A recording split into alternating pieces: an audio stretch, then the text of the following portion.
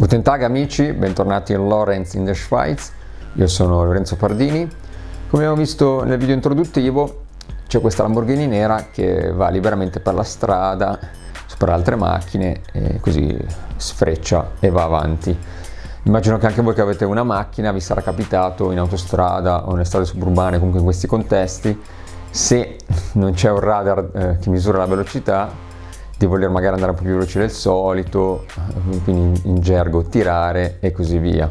Bene, se questa cosa in Italia è ancora possibile, in Svizzera scordatevelo. E adesso, dopo la sigla, vi spiego il motivo. E andiamo con la sigla!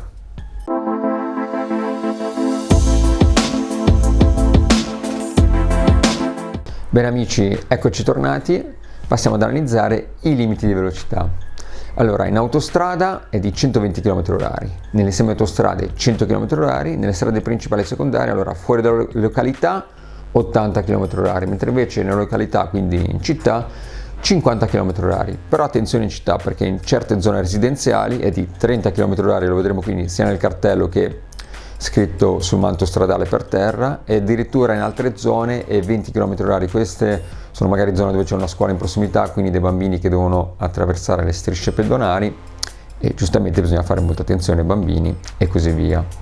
E adesso analizziamo l'eccesso di velocità, perché al crescere della velocità c'è anche un crescere della multa, però la multa è anche in base al reddito personale. Infatti, se guardiamo questo articolo della Stampa, più si è ricchi e più si paga, e l'unica consolazione può essere che si può pagare a rate anche giornaliere.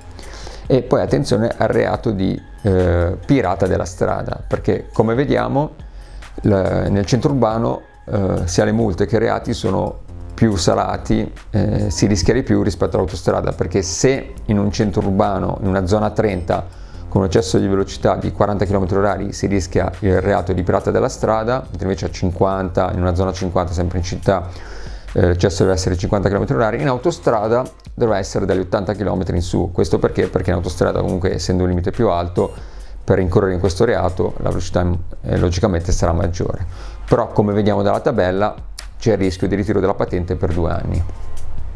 Quindi, conclusione, in Svizzera è meglio non tirare, anche perché poi spesso, a differenza dell'Italia, se noi abbiamo il navigatore, il TomTom, queste cose qua che ci segnalano i radar, in Svizzera questa cosa è legale, si rischia la denuncia. Quindi il radar in autostrada, in tanti altri contesti, sono segnalati e lo vediamo in questi oggetti grigi che sono al lato della strada, però tante volte sono anche mimetizzati, soprattutto quando si va nella zona 30, che magari sono dietro una curva, dietro un albero, spesso lo fanno apposta, li mettono in certe situazioni che non si vedono, e tante volte ogni 2 settimane girano. Quindi se noi andiamo in una certa strada, in un certo percorso, lo vediamo, può essere che la settimana dopo, 2 settimane dopo, il mese dopo, successivo, questo radar è stato posizionato in un altro punto.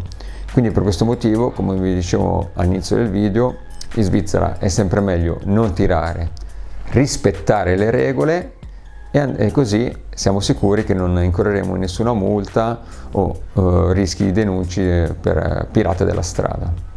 Allora, vi ringrazio per avermi seguito anche oggi, continuate a seguirmi, scrivermi sul mio gruppo Telegram, anche via mail, o commentarmi su video YouTube. Vi auguro una buona giornata e continuate a seguirmi e ci vediamo presto. Ciao ciao!